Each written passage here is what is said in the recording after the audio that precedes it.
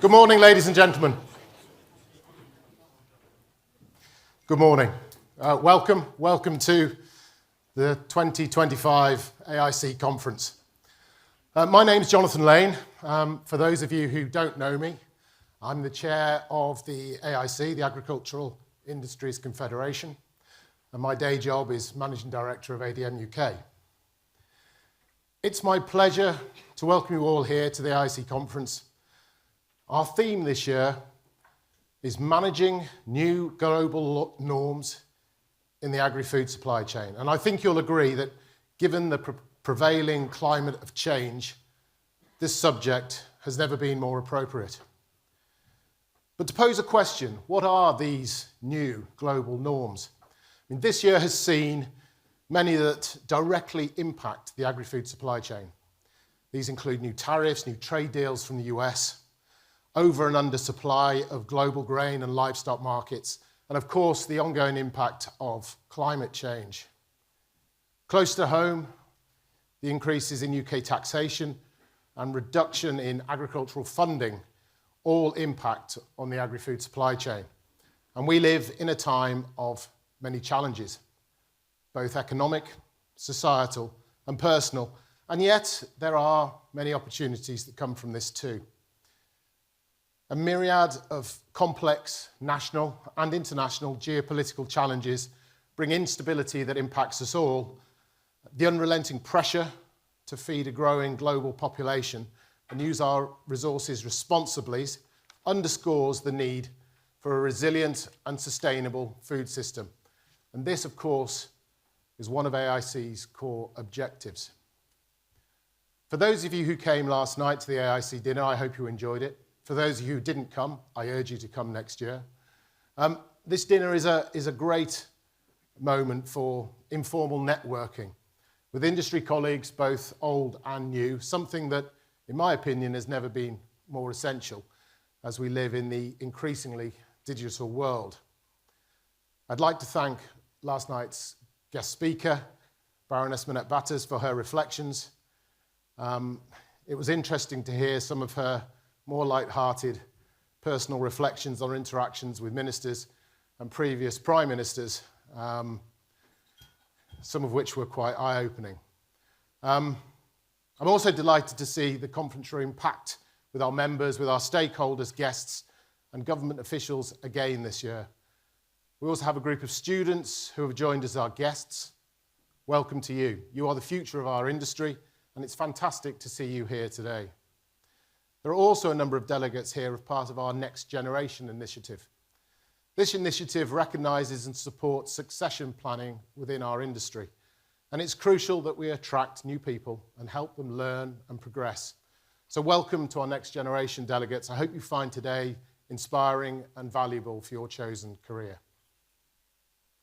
Once again, AIC has pulled together a quality lineup of speakers from the world of business, politics and academia. They're all primed to consider this year's conference theme of adding value within the agri-food supply chain. And I'm looking forward to what promises to be a thought-provoking day. I firmly believe that the AIC has never been more vital to ensuring that governments hear the industry's voice and utilises knowledge and expertise. Before we get started, though, I must thank our sponsors and partners, whose input is key to creating such a successful event of this scale. I'll now hand over to our conference chair, Caz Graham. I'm sure you'll all know Caz as an experienced journalist and broadcaster. She's presented many programmes on BBC Radio 4, including Farming Today, which present on current issues within agriculture. Thank you, Caz, for your support and for chairing the AIC conference.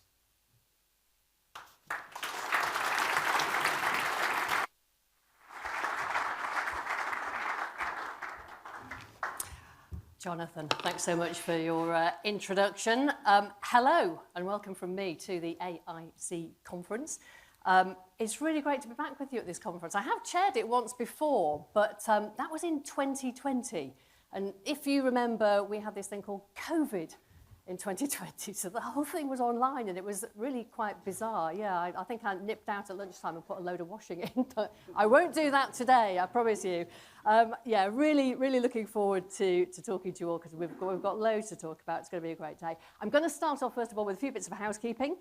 In the event of a fire, there won't be one, and we're not expecting a fire alarm. Please use the exit shown and congregate at the nearest fire assembly point. Also, today's conference is all being recorded. Do bear that in mind. Don't do anything embarrassing or sit next to, do anything with somebody who isn't your wife or your husband. Or we've all seen where that ends up. It's not good. Can I also remind you to please download the Slido app on your phone? This is important, this Slido app thing. You'll find a QR code in your email invitation. You need to have a look at that. The Wi-Fi code for the hotel is welcome. Oh, it's on there as well. Fantastic. The Wi-Fi code is welcome. Does it say that there? It doesn't. But if you want to go on Wi-Fi, the code is welcome. And that means that you can basically vote in all of our virtual polls, and you can ask questions as well. So if you're hashtagging, oh yeah, so just search for the hashtag Agribiz2025. That's Agribiz with a Z, and then you can vote. Also, if you are on social media today, please use the hashtag Agribiz2025 for any social media, so that the AIC gets maximum traction from this event. Our running order for the day, you may have noticed, well, you won't have noticed yet, but you will. It's slightly changed just because we're accommodating the minister arriving at a slightly different time. Nothing to worry about, it'll all be fine. And also, one last important point, could all of the students and the next generation ticket holders please come up to the stage during the coffee break to meet up and to get a big group photo? So if you can all do that, that would be great. Now, as Jonathan said, this year our theme is managing new global norms within the agri-food supply chain, which is, as you mentioned, really a very pertinent and quite emotive topic at the moment, with the current discussion on food production, land management, climate change, increased geopolitical volatility. AIC have put together a mighty full programme. We're going to be really busy all day, as you can see from the agenda. And this programme is basically split into three broad areas. We've got political priorities, we've got the market and economic outlook, and we've also got a bit of market commentary as well. So if we are looking at the new norms, what are the old ones? Well, I guess the old ones, we all know they'd be the weather, they'd be disease, they'd be policy. Those pesky politicians are always doing things that people don't really like. But the new norms, they are much less tangible. They're harder to predict. They throw curveballs at the whole industry. A few examples, I think Jonathan mentioned things like climate change, those geopolitical events far from these shores, like things like war in Ukraine. There's cyber security, there's the EU reset, there's changes to taxation, there's new animal and plant diseases. These things come on, and the list goes on and on and on. And also the demands on this sector and on the land is a long and growing one too, the list of those things. Things like producing enough food, using natural capital to meet net zero targets, and those public goods as well, like improving habitats and access to the public. Addressing all of this is a hugely important business, and it requires many stakeholders all working together. But new challenges like these, or new global norms, will always throw up new opportunities, and they are ours to find and to grasp. So the day today is basically focused all around that. We've got some really terrific speakers. They've been thinking it all through, but I also know that everybody in this room will have valuable insight to add into the mix. And I don't know about you, but whenever I go to these events, I think that you generally find that the sum is more important and better than the constituent parts. And the more we all put into it, the more we all get out of it. So I would please urge you to get involved, ask questions, all that kind of thing. You can do that both sort of in person. If you wave at me, we've got a roving mic, so we're very happy to take your questions. And also we've got Slido, so if you just scribble your question down, it'll magically pop up on the screen in front of me. And we've also got AIC members from all sectors, as well as a range of non-members and stakeholders. So by working together, we should come up with some key takeaways from today's conference. So let's get on with it. And the first thing we're going to do today is we're asking a question, and we have our first Slido poll. So if you've got that app downloaded, please have your phone to the ready. The question that we're asking is the agri-food industry in a strong position to manage new global norms, both now and in the future as well? And you will see on that app that you can choose from a variety of responses. And oh, blimey, it's coming up there already.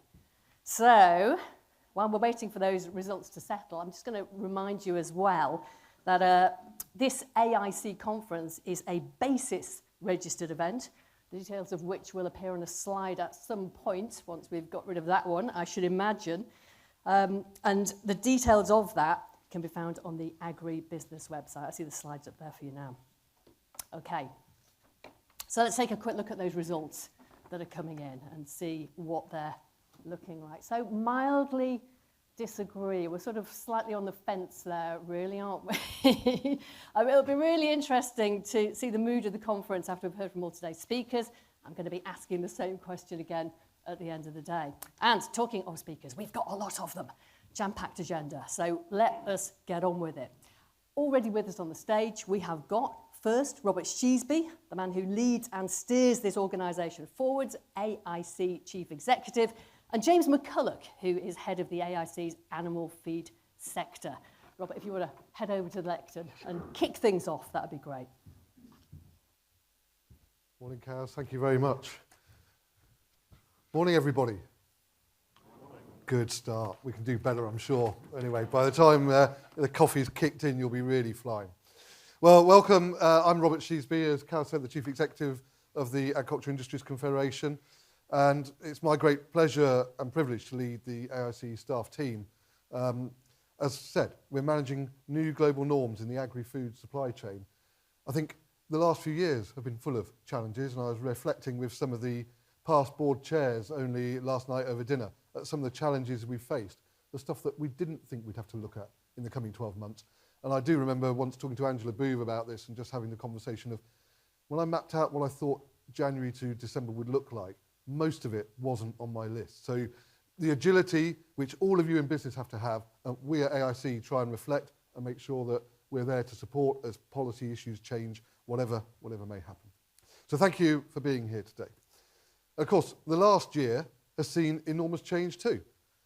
We had a new government last July, a new set of cabinet, ministers, secretaries of state. We're just establishing some good relationships. Then there was a budget in October last year, and we sit here today waiting for the outcome of a budget in just a few weeks' time. We're certainly bracing ourselves for an interesting autumn for sure. And then more recently, the cabinet reshuffle. Back in September, takes one person to get the stamp duty on their property wrong, and suddenly the whole deck seems to fall apart, and we're at square one. But what I'm really delighted about today is that Dame Angela Eagle, in one of her first public speaking events, is coming to the AIC conference, where you'll have the chance to ask her some of those questions about the stuff Emma Reynolds was talking to Alistair Carmichael about yesterday, in terms of where are we on the 25-year farm plan, what's the food strategy look like, the environment plan, etc. Then, of course, in Scotland and Wales, policy moves in a different way. I'm delighted George Burgess is here today. We're representing ScotGov, and will be able to give us an update on how the policy framework is playing through in Scotland. And of course, we'll hear a little bit later from Hugh Ranker-Davies in Wales about how that policy announcement made back in the summer is working through. But what we can't lose sight of in Scotland and Wales in the coming year are elections in May next year. I'm really pleased that AIC Cymru Committee and AIC Scotland Committee are in the final stages, or certainly AIC Cymru has signed off on its manifesto requests for members of the Senedd next year.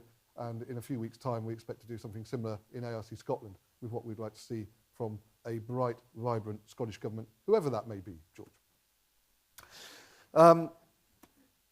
Right, so taking the 5 sectors, it has been an interesting year, but it only works where members are involved in AIC committees to make sure that the challenges of policy change, market issues, geopolitical influences, the brains that you have in your business, when you come to our committees, you share that knowledge and you're able to impart that so that we can inform government of what the best policy outcome is for a bright, vibrant UK agriculture. As I say, I hope we will hear more about what a bright, vibrant UK agriculture looks like a little bit later today as we go through the political section. But the challenges certainly have been thick and fast this year. Some of you will be aware of what feels like the hokey cokey when it comes to the EU deforestation regulations. If you've been following it closely, you will know that it's been on and off and on and off and in and out.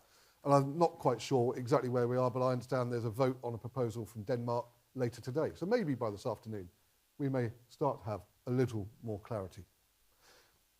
Then we've had the GB feed register, working really closely with colleagues at the FSA to create a place where innovation can happen. But we now need to work together to make sure that products can come through the register and not hold back innovation, not hold back productivity. When we have a chancellor that has a very clear message about wanting growth, then we should be doing everything we can to remove those barriers to growth so that you and your businesses and UK agriculture can thrive.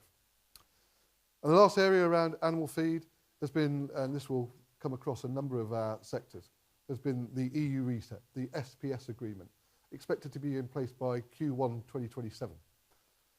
At one level, Q1 2027 seems quite a long way off. At another level, the amount of work that needs to be done by government, by an enormous number of civil servants across departments and agencies of government is phenomenal, and ensuring that they have a clear negotiating mandate and a clear negotiating strategy that is for the benefit of every business in this room. And that is going to be one of our core focuses as we head into 2027.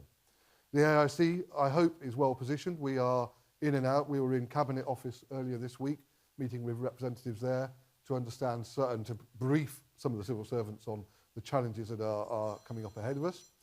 We're also able to talk to DEFRA civil servants about where the opportunities lie and what we shouldn't lose sight of as those negotiations take place. Then turning to combinable crops, EUDR features again, as does pulses, as does food security, and perhaps farm assurance.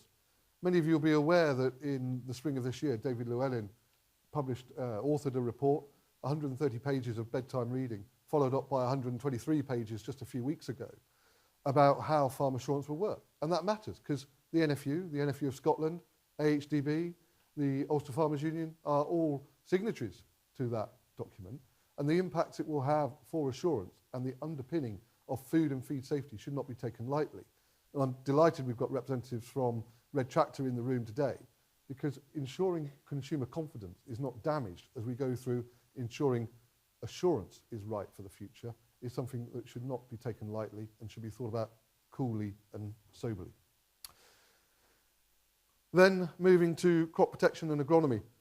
I sound like a broken record because the SPS agreement, again, is a concern for members in the crop protection and agronomy sector.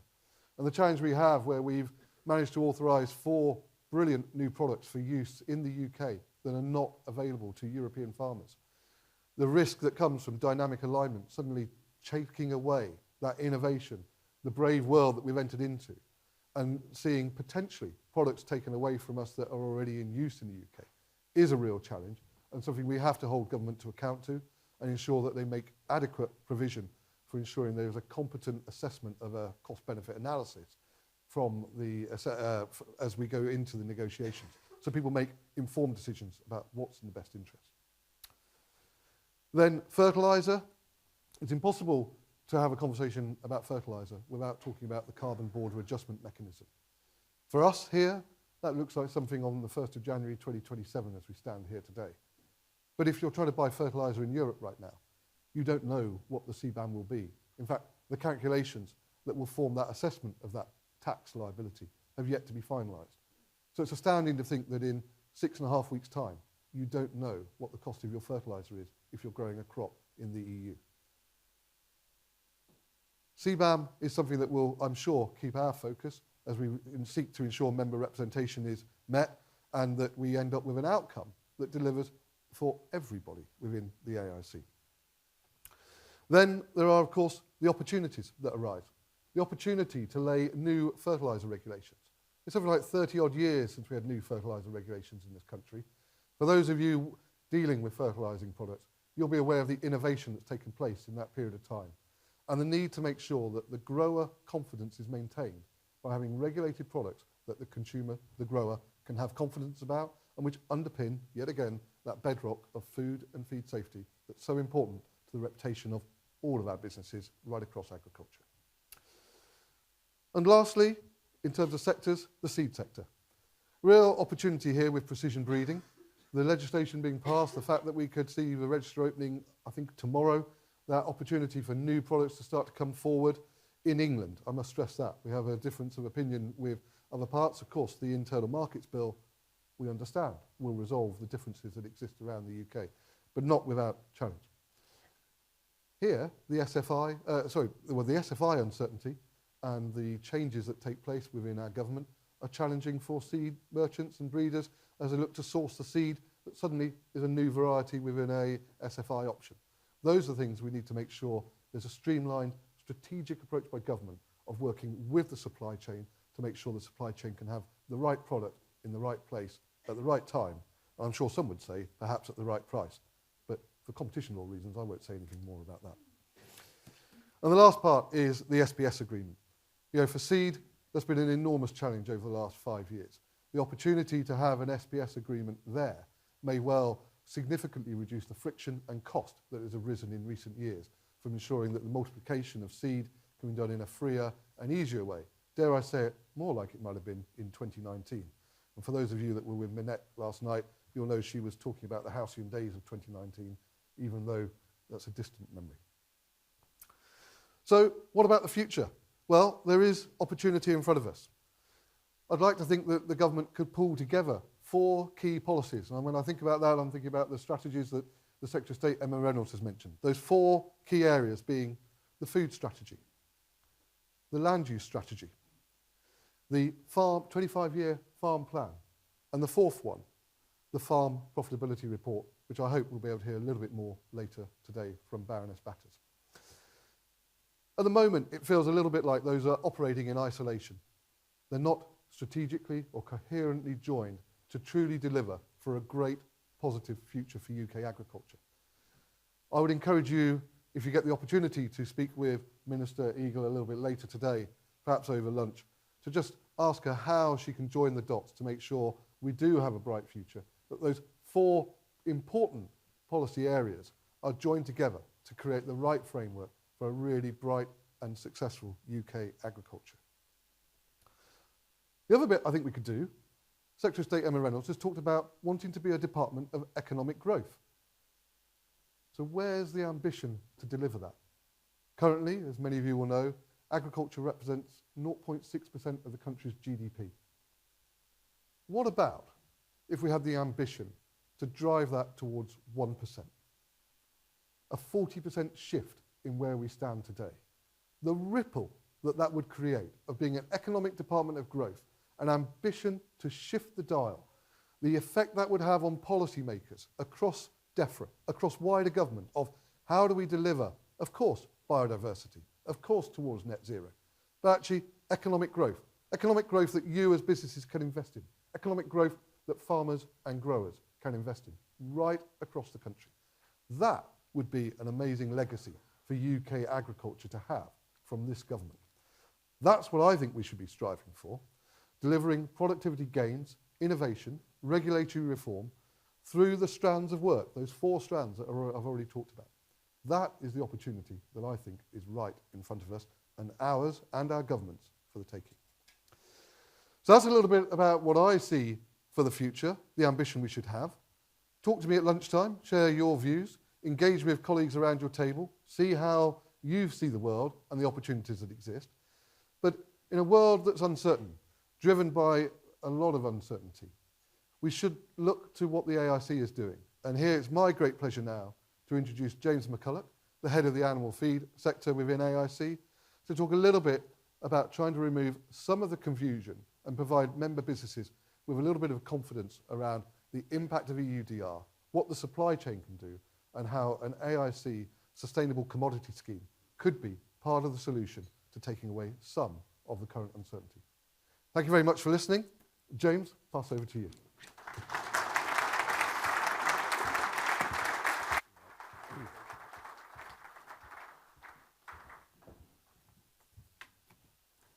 Good morning, and thank you, Chair and Robert, for and John for giving conference time to the feed sector and to the development of the AIC Sustainable Commodities Scheme. Can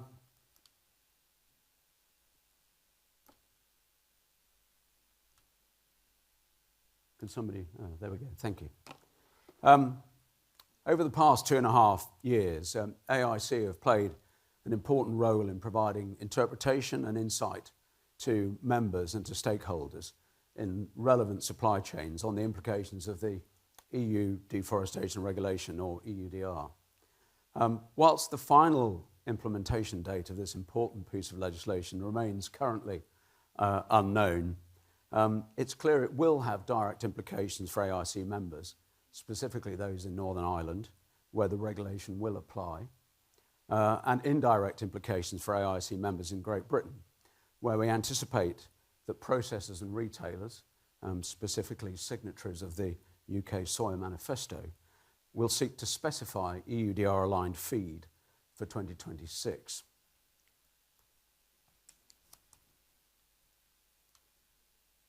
Can you move? Oh, thank you. AIC has established the AIC Sustainable Commodities Scheme in response to these regulatory requirements, and for the past 2 years have been developing an EUDR-aligned standard within the scheme to facilitate feed members manage UK Soy Manifesto signatory and other UK market requests for deforestation-free feed. This is important in that feed members can participate in a single feed industry-developed certification scheme that meets the requirements of Soy Manifesto signatories and obviates the need for our members to have to meet many varied and non-harmonised requirements from downstream customers. The scheme is also designed to be commodity agnostic, meaning that it can be used across a wide range of so-called forest risk commodities.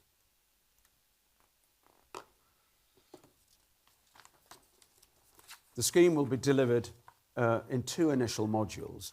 Module 1 for participants to demonstrate alignment with EUDR from origin to UK, so therefore being applicable to importers.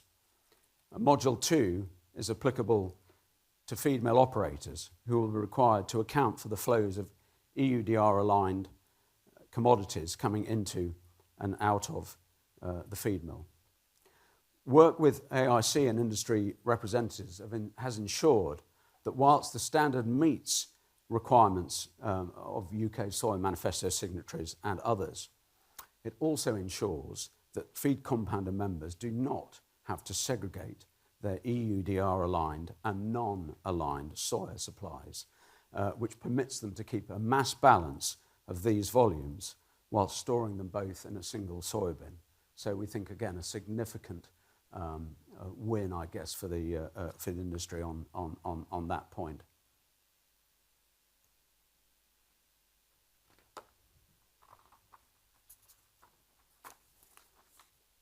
So in terms of the benefits, what will participants benefit from in terms of being engaged in the scheme?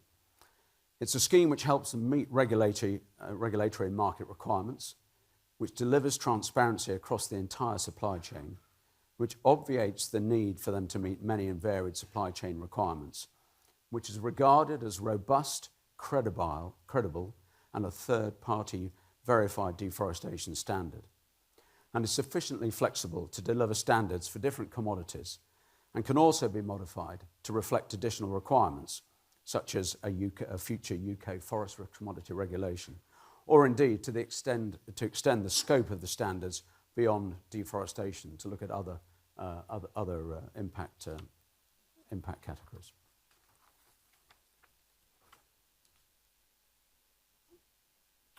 So in terms of the timescale for the rollout of the scheme, the standard and the first 2 modules are ready to be launched early in December 2025. Q1 26 will see test audits performed and the launch of a communication plan to explain to potential participants how to engage with the scheme and its benefits. And then later in Q1 and across Q2 2026, participants will be able to book audits and secure certification. so that the timescale is reasonably set.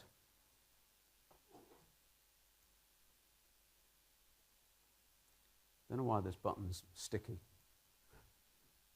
Sorry, I've gone too far. Okay, never mind. The development of the scheme is an important milestone for AIC and its members in helping to deliver deforestation-free supply chains, but at the same time doing this without loading too much cost and complexity on members' businesses. Costs and complexities which are often associated with initiatives or requirements imposed by other parts of our supply chain. The scheme has been 2 years in the making, and I'd particularly like to thank AIC member businesses and others who have committed time and expertise to our scheme working groups in order to bring it to fruition. I would also acknowledge the enormous amount of work put into this by my colleague Sue Whittington, and I can't see where Sue is in the room. Can you put your hand up, Sue, wherever you are? Perfect. Sue has been responsible for much of the drafting work, so whenever you do have questions, then please address them to Sue. Or I, for instance. So I will be here for the duration of the conference, as will Sue. So thank you for your time.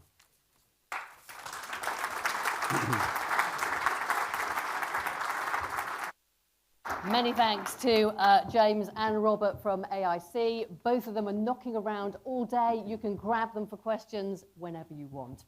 So on with our guest speakers. To navigate these new global norms, we need a really good steer on what it is that we are dealing with. And that is where I would like to invite our next guest to the stage. He is Sam Lowe. Sam is a partner in Flint Global, whose specialisms include, go to the podium, yes, Sam, just make your way over, whose specialisms include, when I find my place again, international trade, policy and political analysis.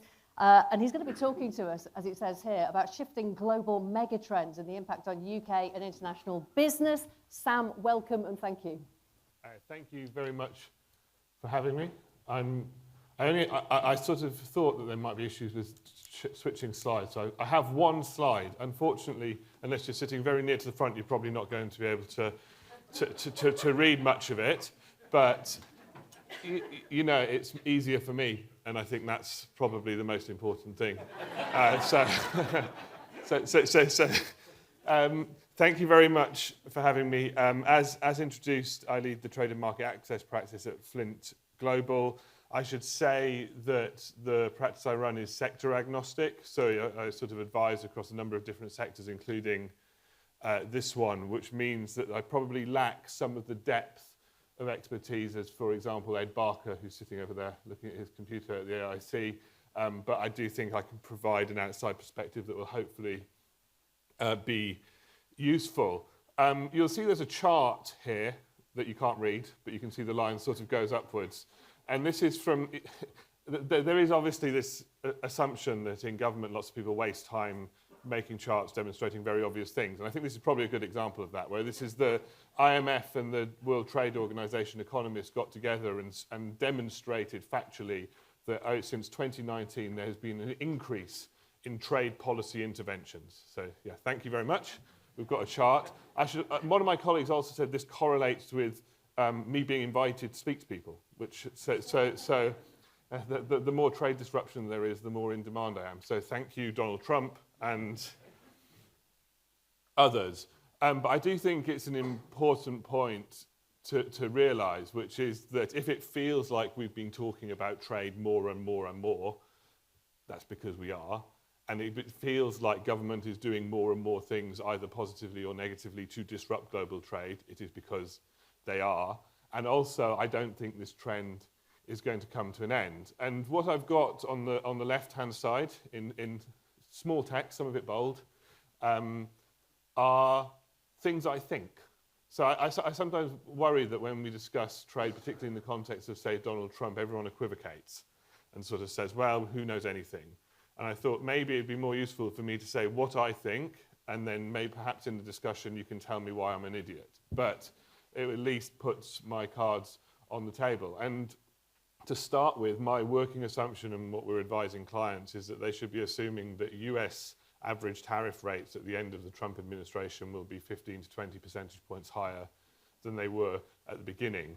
They should also assume that they will endure no matter whether there's a change in political administration in the US. And some of this is to do with the fact that Democrats actually really like tariffs, and they always have. It's actually been the Republican switch to liking tariffs that's been the change, but also because of how some of these tariffs are structured in the context of the US tax base, where now tariff revenue actually makes up a reasonably high proportion of the US tax base, and any wide, large-scale removal would require offsetting. And when you ask people, do they like tariffs, they tend to say no. If you say, do you prefer tariffs or income tax hikes, they might give you a slightly different answer. And I think this is important in the context of future planning.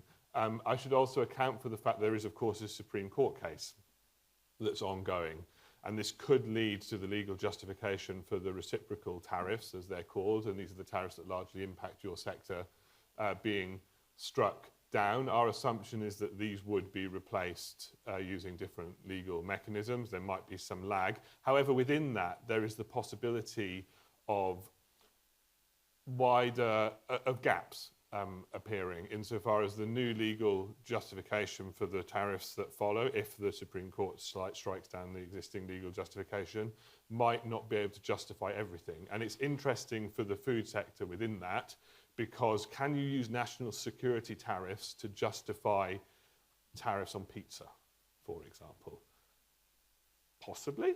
I mean, he's used it for lots of things, but within that, you could start to see holes appear, and it could have an impact on what is covered by tariffs and what is not. However, my second point would be that we fully expect US enforcement of origin and customs rules to increase over time. So to give an example of this, under the current regime where you have a 10% tariff, and we'll get to some of the details around this a bit later, but a 10% tariff applied to many exports from the UK to the US, but a 15% tariff applied to many exports from the EU to the US, you obviously create an incentive for misclassification of origin.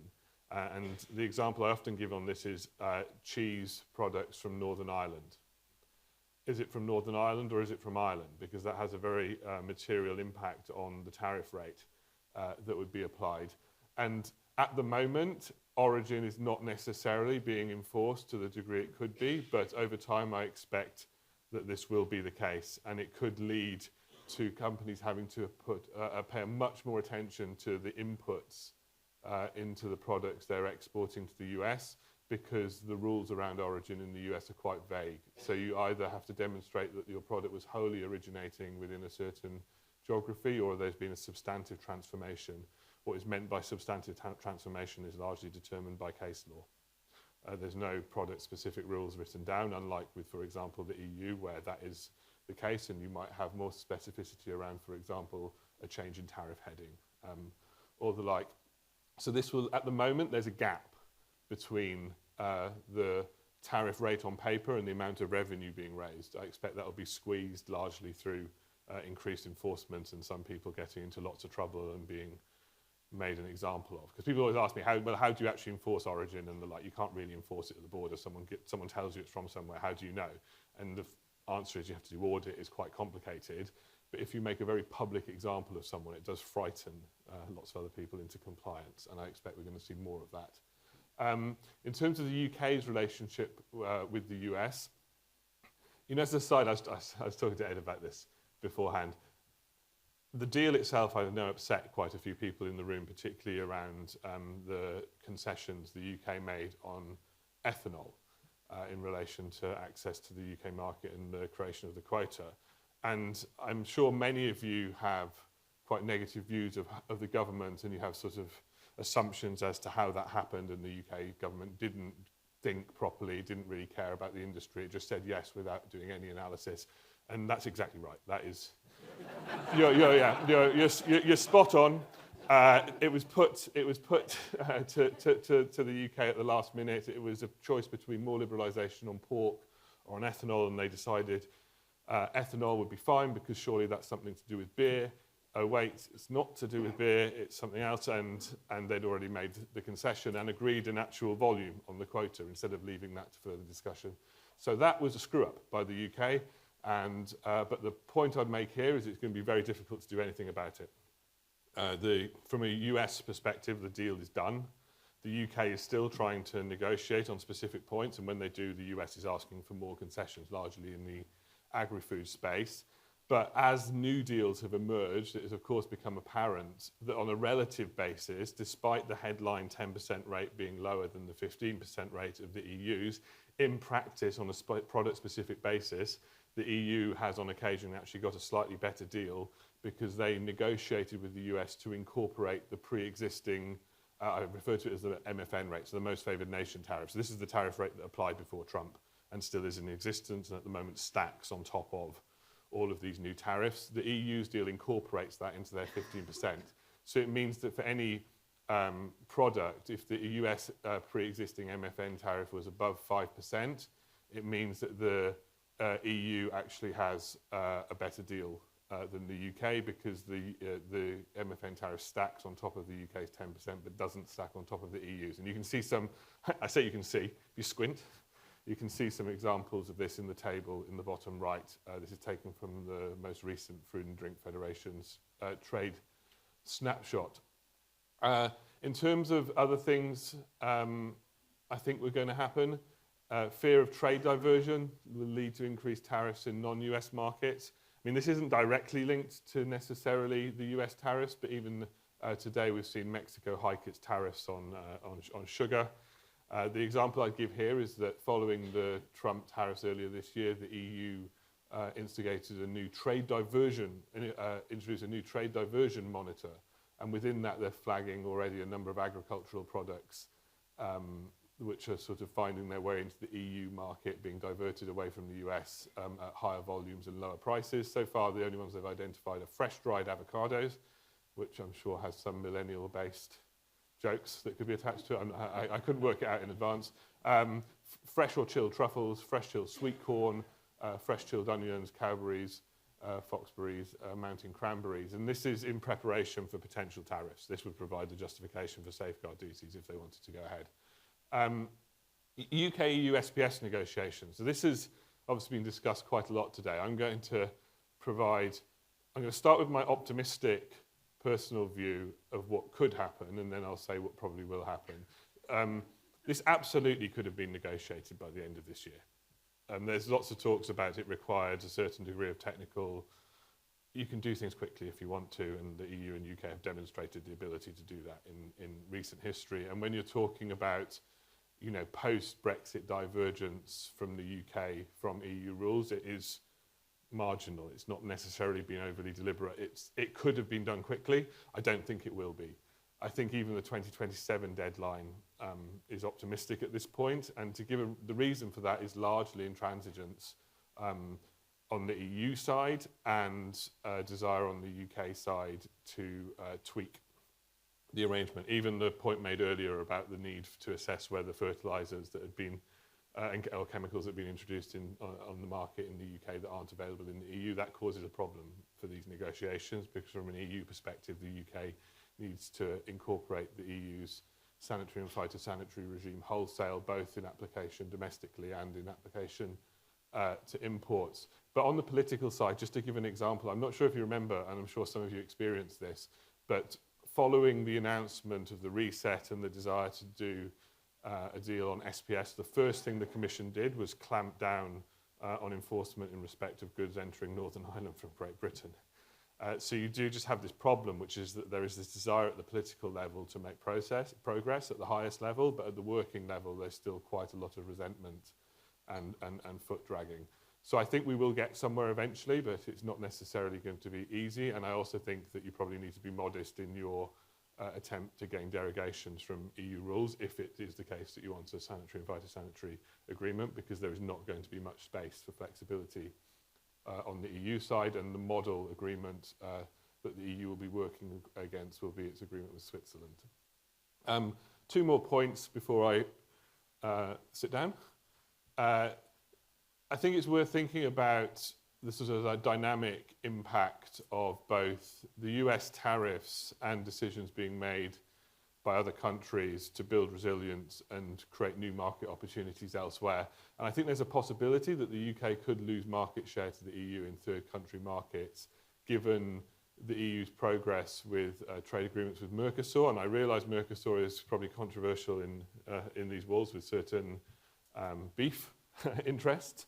But in terms of export markets, it creates new opportunities, but also the deal with Indonesia and its intensified negotiations with Thailand and the Philippines. And with the exception of India, the UK is actually nowhere in terms of these discussions, and it potentially could see some relative market loss.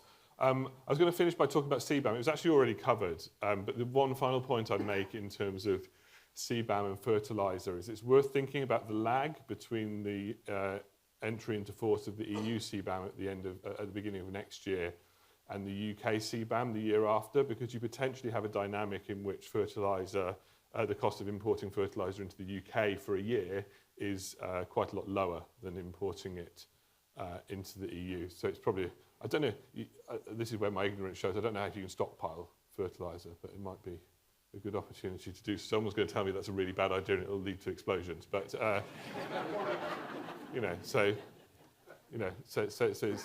just clarifying what I do and do not know in one sentence. But I'll stop there. I think I've covered a lot.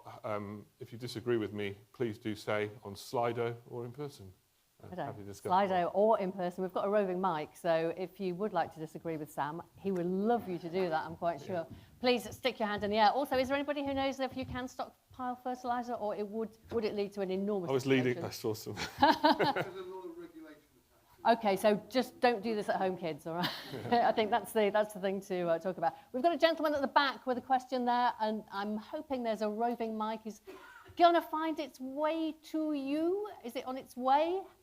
Yes, it is on its way. Here it comes. Do ask questions on Slido as well. You can just type into your Slido app, and they will miraculously appear on this iPad. Thank you very much. I would like to disagree, if I may. Fascinating talk, thank you. Trade is such an interesting area. I got the impression from your comments on ethanol that the devil is in the detail, and that's really important. And I disagree with your segue into SPS, that a quick deal could be done, and the disbenefits of a quick deal are marginal. Not if you're in scope of that margin. 60% of the herbicides farmers have just used for this autumn crop are not approved in the EU. So products like Luximo from BASF, sorry, I'm Mark Buckingham from Bayer. In the spring, they'll hopefully use a new fungicide from us, Iblon, or another one from Syngenta, Miravis, that is not approved in the EU yet. Hopefully the EU will get around to approving them. But if they don't, and a quick deal is done, UK farmers won't have more than half their grass wheat control portfolio. Tomorrow, as Robert said, we'll see the opening of the Precision Breeding Act for England and open for regulation. That's taken 5 years to get done, and it's an exciting and positive opportunity, building on British science, creating a regulatory process that business can use. To rush, that process has taken 5 years. To rush the SPS deal and ignore those critical issues of where divergence has taken place and where opportunity is being enjoyed by British industry and British farmers it would be really expensive, is my concern. Thank you. Two very different opinions there. Do you want to come back? Well, actually not. I don't think we do have a different, because I said it could be done by the end of the year, but for the reasons you've for the reasons in part you've articulated, is that's why I don't think it will be. Because in a sense, what you are demonstrating is that in the areas where there has been divergence, there is a desire from a UK perspective to retain some of that flexibility in the context of any future agreement with the European Union, so as to be able to continue on this trajectory. And as you said, it's possible that the EU converges at some later date. But this is where the trade-offs come in. If you want to do it quickly, they would have to sacrifice some of the things that you're talking about now. And that's how you do it quickly. But also, that trade-off never disappears. Even over a 3-year time horizon, 4-year time horizon, it's not clear to me that the EU ever changes its mind on that. So at some point, the UK might have to take the decision to sacrifice some of what you've been working on in order to achieve this agreement. And this is, I think the point was made before I came up, that there's some need for some sort of cost-benefit analysis of the agreement in aggregate. But what you will find is that in aggregate, I would guess you'd find net benefit, but within that, you're not going to get universal agreement. And my assumption, speaking plainly, is that if this deal is to happen, there is a possibility that you're quite upset. I think when you say if this deal is to happen, that's a... Yeah, and also there is... What do you mean by that? But also just... Well, because it's going to... Also, I didn't get into this, but it's not being negotiated in isolation. So you also have negotiations on Erasmus. You have negotiations on defence cooperation. And whilst it would be nice to treat each individual issue as a distinct negotiation, that's not how it works. So if there is a failure to reach agreement on, say, UK funding levels into the defence program, EU-wide defence programme, that could have consequences for the SPS agreement. So in isolation, it could have been done by the end of the year. But then, as I said, I don't expect it to be, and it won't be. It's a really interesting issue. Any other comments on SPS or on anything else for that matter? Questions, you can put them on Slido if you don't feel like asking one yourself, or you can stick your hand up and we'll get the mic over to you. There is a question on Slido, actually. It's come in and it says, does the government have the expertise and the nous to navigate the best interests of the UK? And if not, what needs to change, how fast, and is it likely to happen? Yes, insofar as there are individuals within government who on every issue have significant expertise and understanding of the sectors they work in. I think the difficulty when you're talking about international negotiations is that expertise is quite disparate and spread across government and not necessarily held within the department that's conducting the individual negotiations. So there, has to be an exercise done to extract that information from different bits of government, some of which really don't get on. I mean, if we're talking about DEFRA and DBT, they hate each other on the trade side. You know, there's a legacy from the post-Brexit era where they just really, really don't get on, and DBT doesn't really respect DEFRA, and DEFRA thinks DBT's out to screw all their stakeholders. And you might have views on that, but that plays out in terms of that's not a good start, is it? No, it's not a good start. But then the other point I would make is that in any of these negotiations, there are trade-offs. So to bring in the ethanol question, the trade-off that it came down to was we're being threatened with manufacturing closures across the UK, particularly in the auto sector, if a deal isn't done really quickly. And that deal was on the table, and at the last minute, the US puts to the UK, you need to make more concessions on pork and ethanol. And the UK whittled it down to ethanol. And they made a decision to go ahead with it. Maybe, definitely without all the information to hand, and definitely without having thought it through.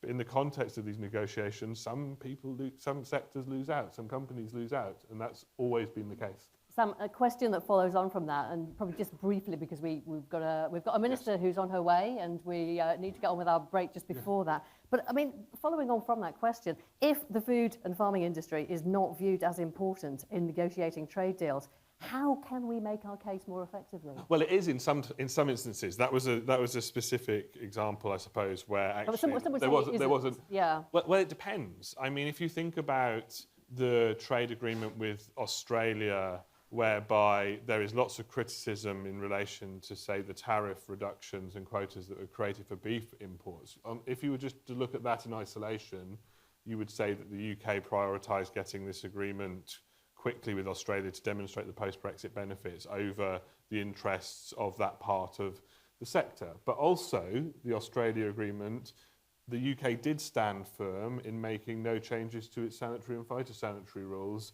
to allow for beef produced in Australia using specific hormones that aren't allowed in the EU to enter the UK market.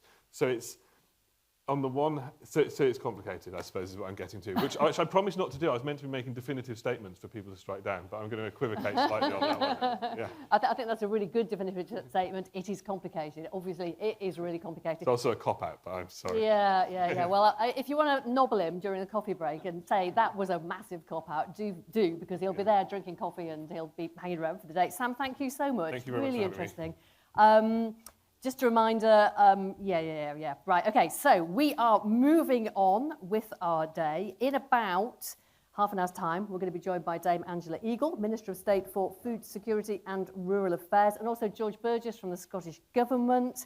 If you've got questions for either of them, do get them in advance. Stick them on Slido. It works. You're getting the hang of it, by the looks of it.